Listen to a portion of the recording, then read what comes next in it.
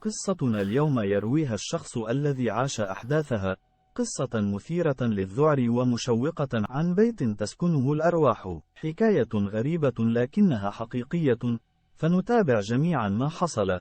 وإذا كان لديك قصة رعب، أو موقف غريب حصل معك، أو مع أحد من معارفك، فلا تتأخر في مشاركته معنا عبر البريد الإلكتروني المدون على القناة، ونحن سوف ننشره باللغة الفصحى إذا كان مبعوث باللغة العامية، مع ذكر اسم بلدك لنتعرف على أكثر ما يخيف الناس في الوطن العربي والعالمي. حكايتي حقيقية وحدثت بالفعل، ولم أكذب في أي حرف كتبته اليوم. منذ صغري وأنا لا أؤمن بوجود الجن والعفاريت والأشباح، وكل هذه الأشياء المرعبة الغريبة التي تحكون قصصها برعب وتوتر، وتخافون منها لدرجة الجنون.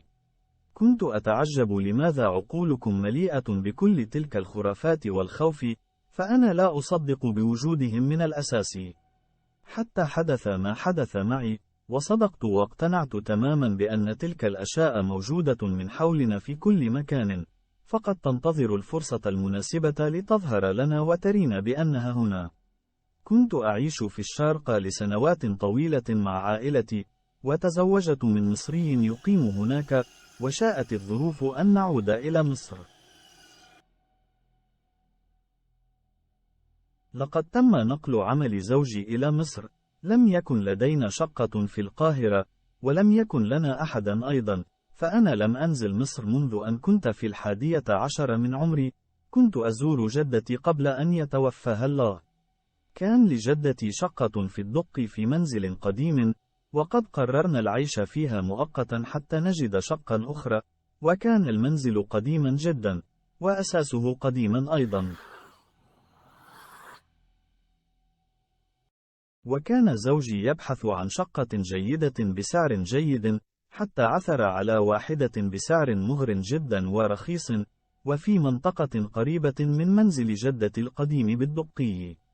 كانت في عمارة راقية جدا، والغريب بأنها كانت مفروشة بالكامل، بكل أساسياتها وأجهزتها الكهربائية. شقة فاخرة وجميلة، وأثاثها فخم وديكورها جميل وهداء. كل شيء في الشقة كان مغر في الحقيقة، وكنا سنشتري شقا ونجهزها من جديد، وهذا شيء صعب جدا، مع وجود طفلة صغيرة لم تكمل 3 أعوام، خاصة أن شقتنا وكل أشيائنا في الشارقة، فهي مجرد فترة عام أو عامين وسنعود من جديد لشركة زوجي وحياتنا هناك. ذهبت للشقة وطلبت من زوجة الحارس أن تنظفها حتى ننقل فيها أغراضنا الخاصة. إن الشقة جميلة جدا ومريحة إلا رائحتها الكريهة، هناك رائحة عفن شديدة وشيء نتن، لا أعرف من أين تأتي الرائحة فهي ثابتة لا تتغير. أنهت زوجة الحارس عملها بسرعة كبيرة، فقلت في نفسي ربما تريد الانتهاء سريعا، كما أن الشقة كانت نظيفة ولكن الرائحة فقط. نظفت الشقة ولكن الرائحة لم تزل، وانتقلنا للعيش فيها. كان كل شيء على ما يرام، لكن في أحد الأيام، كانت ابنتي تلعب في غرفة الجلوس وأنا أحضر طعام الغداء، حتى شعرت بالبرودة الشديدة بالمطبخ، وصوت أقدام ثقيلة بالخارج. اعتقدت بأن زوجي قد عاد من الخارج، ناديته ولكنني لم أسمع صوته، ناديت على ابنتي الصغيرة أيضا ولكنها لم ترد. أسرعت أركض بفزع وخوف أن تكون قد دخلت الشرفة ونحن في طابق مرتفع، الطابق الثامن. وجدت ابنتي تجلس على الأرض ومعها كتاب غلافه لونه أسود، وهي تقطع أوراقه، وكانت في منتصف الدائرة بالضبط من الأوراق المقطعة لصفحات الكتاب. وكانت شاردة الذهن وتنظر للأمام، ولا أدري من أين أحضرت الكتاب. اقتربت منها وأنا أكلمها: ماذا تفعلين يا حبيبتي؟ لم ترد علي وكانت تكمل التقطيع. نظرت لورقات الكتاب، كانت كلها رسومات غريبة ومرعبة لشياطين. شعرت بانقباض في صدري وازدادت الرائحة الكريهة. رفعت ابنتي من على الأرض بخوف وأنا أقول لها كفى، ولكنها أخذت تصرخ بصوت عال وتضربني بهستيريا لكي تكمل اللعب. لم تتصرف من قبل بتلك الطريقة، كانت هائجة بطريقة غريبة جدا. حاولت تهدئتها ولكن لم أعرف. أخذت تعضني وتضربني بعنف كبير، حتى أتى زوجي من الخارج وصدم مما يحدث هو الآخر. أخبرته عما حدث وأنا أبكي. أمسك زوجي ابنة بقوة وحاول تهدئتها، فأخذت تبكي وتصرخ، وبعدها أخذ يقرأ لها بعض آيات القرآن الكريم حتى هدأت ونامت. نظرت له بتعجب وأنا لا أفهم ما حدث لها اليوم، ثم جمعت تلك الأوراق والكتاب ووضعتهم في كيس أسود للقمامة.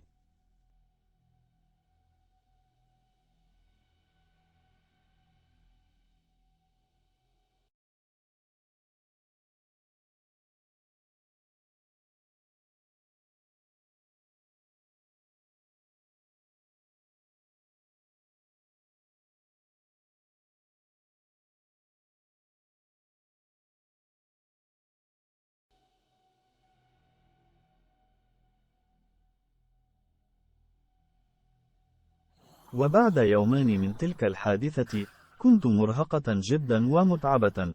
استلقيت على السرير وأغمضت عينيا، وهنا شعرت بشيء ثقيل ينزل بجواري على الفراش، كما لو أن أحدا ينام أو يجلس على الفراش بجانبي. لم أسأل لأنني اعتقدت أنه لن يكون غير زوجي، ولم أتكلم لأنني كنت متعبة حقا ولا أريد الحديث. رن هاتفي الجوال وكنت أظن أنها أمي. فتحت الهاتف وكان زوجي يتحدث، وهنا قفزت من على الفراش بذعر. استعذت بالله من الشيطان الرجيم، وأنا أنظر بجواري ولكن لم يكن هناك أحد. ركضت كالمجنونة إلى غرفة ابنتي، وكانت نائمة ونافذة الغرفة مفتوحة وهي تقف على مقعد ونصفها للأسفل. لا أعرف كيف فتحتها، حيث أنني أنا شخصيا لا أستطيع فتحها من صلابتها. صرخت واتقدتها وأخذت أبكي برعب. بعدها كنت أشعر دائما بأن هناك من ينام بجواري على الفراش، ويلتصق بجسمي بطريقة غريبة، لدرجة أنني كنت أشعر بسخونة جسده وزوجي بالعمل. لم أتحمل كل هذا ناهيك عن تصرفات ابنتي الغريبة، فقررت المغادرة، فلن أتحمل ما يحدث. هناك شيء غريب بذلك البيت، أنا أعرف. ذهبت للجارة في البيت الذي بجواري وسألتها عن السكان السابقين لبيتي. أخبرتني بأن ساكنيها كان زوجان، وابنهما الصغير، والجد أبو الزوج، وقد قام الجد بقتل زوجة ابنه وطفلها الصغير وذلك بذبحهما، وكان يمارس السحر، ويقولون بأنه مختل عقليا، وهو الآن في مستشفى للأمراض العقلية. ولقد باع الزوج البيت وهاجر إلى أستراليا، ولكن لا يعيش فيها أحد إلا وتركها وباعها ورحل. لا أعرف هل ما زالت أرواحهم عالقة بالشقة، وهم الذين كانوا يضيقونني أنا وابنتي الصغيرة، وهل الكتاب الذي وجدته ابنتي هو أحد كتب الجد المخبول؟ لا أعرف، ولكنني لن أسكن فيها من جديد.